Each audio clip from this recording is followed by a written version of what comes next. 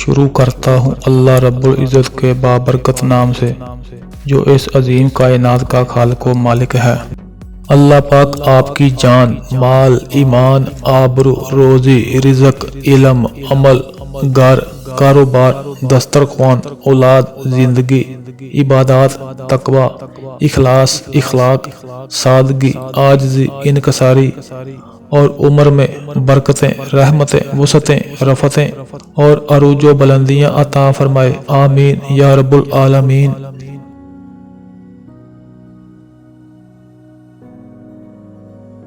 یہ 658 عیسوی کی ایک گرم صبح تھی۔ مصر کے بازاروں میں کاروباری زندگی شروع ہو چکا تھا۔ چند سوار جو اپنے لباسوں سے سفارشکار نظر آتے تھے اپنی گردنیں اکڑائے بے فکری سے گھوڑے دوڑاتے ہوئے قاہرہ کی طرف رواں دواں تھے۔ ان کے چہرے تتاریوں کی درندگی کے مظہر تھے۔ راستے میں ان کا واسطہ پناہ گزینوں کے ان تباہ حال کافروں سے پڑ رہا تھا جو بغداد کی تباہی کے بعد مصر کے گلی کوچوں میں امن کی کوئی جگہ تلاش کر رہے تھے۔ جو ہی ان کی نظر پناہ گزینوں کے کسی قافلے پر پڑتی تو ان کے چہرے خوشی سے یوں چمک اٹھتے تھے جیسے درندے اپنے شکار کو زندگی اور موت کی کشمکش میں دیکھ کر خوش ہوتے ہیں۔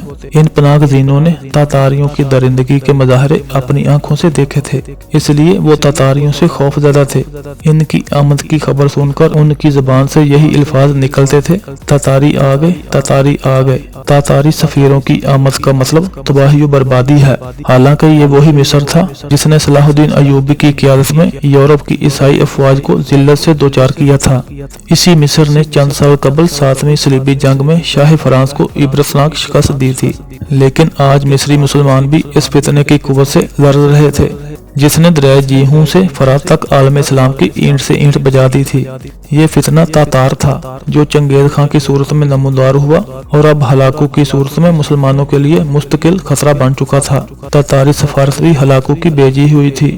تاتاری سفیر اس وقت مصر کے بادشاہ ملک مظفر الدین کے دربار میں کھڑے تھے۔ ان کا انداز ایسے تھا جیسے مصر ان کی جگیر اور ملک مظفر ان کا غلام ہے۔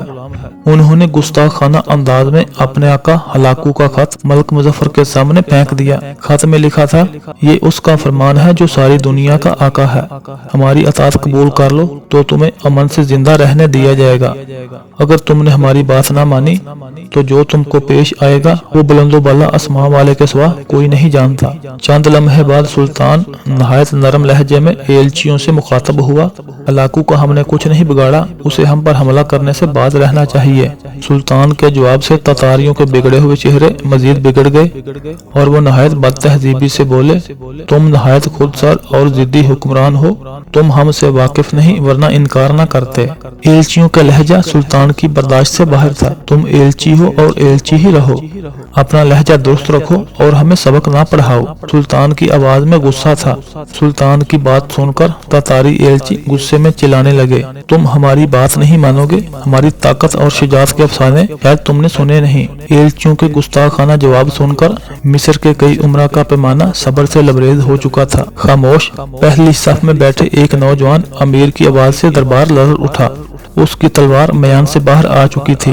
اگر مجھے سلطان کا لحاظ نہ ہوتا تو اللہ کی قسم تو میں تمہاری گردنیں تمہارے در سے الگ کر دیتا۔ نوجوان کی آواز جوش و غضب سے لرز رہی تھی۔ سلطان معظم، ان کا رویہ سفارتی اداب کے منافی ہے۔ شاید ہلاکو نے اپنے سپاہیوں کو نہتے انسانوں کو قتل کے سوا کچھ نہیں سکھایا، ورنہ یہ اس طرح یہاں چلا نہ رہے ہوتے۔ مجھے اجازت دیں کہ میں ان کے سر کاٹ کر لاشیں قاہرہ کے چوراہوں میں لٹکا دوں تاکہ آئندہ ہلاکو اپنے سفیروں کو مصر بھیجتے وقت سفارتی آداب ضرور سکھائے۔ یہ امیر جس کی تلوار بڑے دربار میں میان سے باہر آ چکی تھی اور جس نے تاتاریوں کی لاشوں کو عبرت کا نشان بنا کر مصر کے چراہوں پر لٹکا دیا تھا، مصری عوام کے لیے ناواقف نہیں تھا۔ ابھی چند سال قبل منصورہ کے درمیان میں لڑی جانے والی 7ویں صلیبی جنگ میں اس نوجوان کی حیرت انگیز حربی چالوں سے عیسائی لشکر کو عبرتناک شکست ہوئی تھی۔ منصورہ کا یہ مرد میداں جس کا بچپن غلاموں کی منڈیوں میں بکتے ہوئے گزرا تھا، اہل مصر کی دھڑکنوں میں بستا تھا۔ لوگ اسے امیر رکن الدین بیبرس کے نام سے جانتے تھے۔ MTS اردو کو سبسکرائب کیجیے، بیل نوٹیفیکیشن کو آن کیجیے۔ مزید نئی سٹوریز اور اپڈیٹ کے لیے ہمارے ساتھ جڑے رہیں۔